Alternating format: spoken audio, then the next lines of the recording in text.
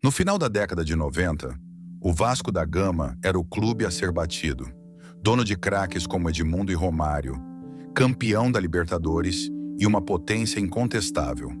Ninguém imaginava que, em menos de uma década, esse gigante mergulharia numa crise financeira e política que o levaria a 4 rebaixamentos.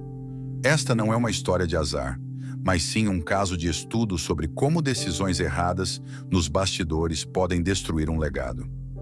O Economia da Bola de hoje vai te mostrar, em detalhes, como a política e as finanças jogaram o Vasco no buraco.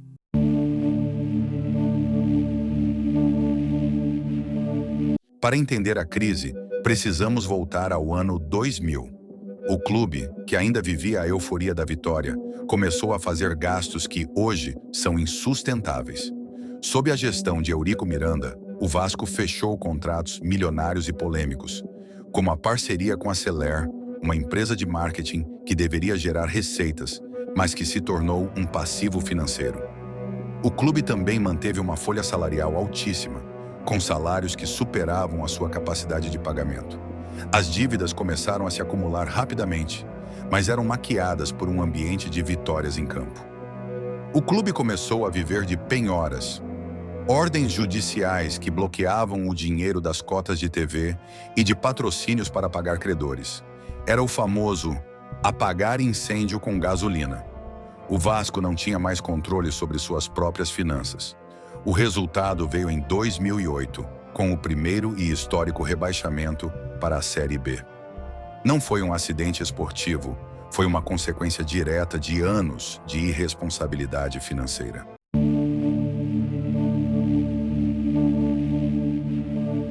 A queda não foi o fundo do poço, foi a entrada para um ciclo de instabilidade que se repetiria nos anos seguintes. O Vasco se tornou um time de elevador, subindo e descendo entre as séries A e B. Isso teve um impacto brutal nas finanças. A cada rebaixamento, as cotas de TV e os contratos de patrocínio eram renegociados para baixo. A marca Vasco, antes sinônimo de glória, passou a ser associada à incerteza e ao amadorismo. Ninguém queria investir num clube que não garantia sua permanência na elite. Durante as gestões de Roberto Dinamite e depois de outros presidentes, o clube tentou se reerguer, mas as dívidas eram gigantescas.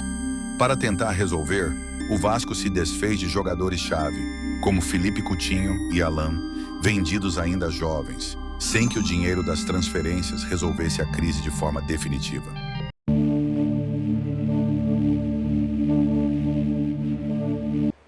This difference of budget between these two clubs, the two greatest rivals in Rio de Janeiro?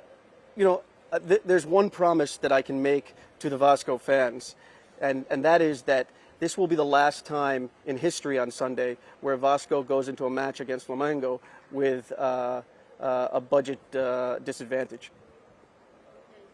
So next year then, maybe, we'll have this equivalence next year. Em 2022, após mais um rebaixamento e com uma dívida que ultrapassava R$ 1 bilhão, a única saída viável era a transformação em SAF.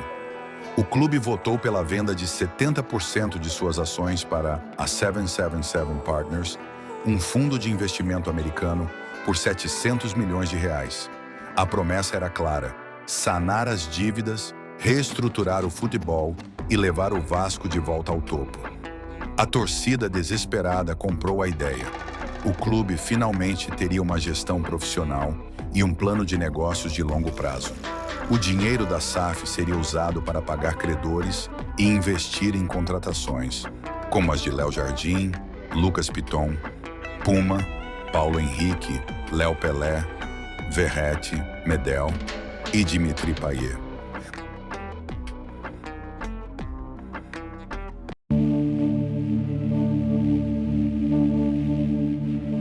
Mas o sonho da SAF se tornou um pesadelo jurídico e político em 2024. A gestão da 777 começou a ser criticada por falta de transparência e por supostamente não cumprir o cronograma de investimentos. As promessas não se materializaram tão rápido quanto o esperado, e o desempenho do time continuou fraco. Em meio à insatisfação, o clube associativo, liderado pelo presidente Pedrinho, entrou com uma ação na justiça.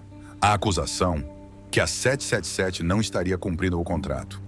O que aconteceu a seguir foi um evento sem precedentes. A Justiça do Rio de Janeiro afastou a 777 Partners do comando da SAF do Vasco. A liminar transferiu o controle das operações de volta para o clube associativo. A crise financeira se transformou em uma guerra corporativa, com o clube e o fundo se enfrentando em tribunal. A SAF, que era a solução, virou o principal problema. A história do Vasco desde os anos 2000 é um caso de estudo sobre como a má gestão financeira pode corroer um clube de dentro para fora. É a história de um gigante que, mesmo com a paixão de sua torcida, não conseguiu se sustentar. A SAF era a última cartada, a aposta final para salvar o clube da falência. Mas a realidade se mostrou um campo de batalha judicial e política.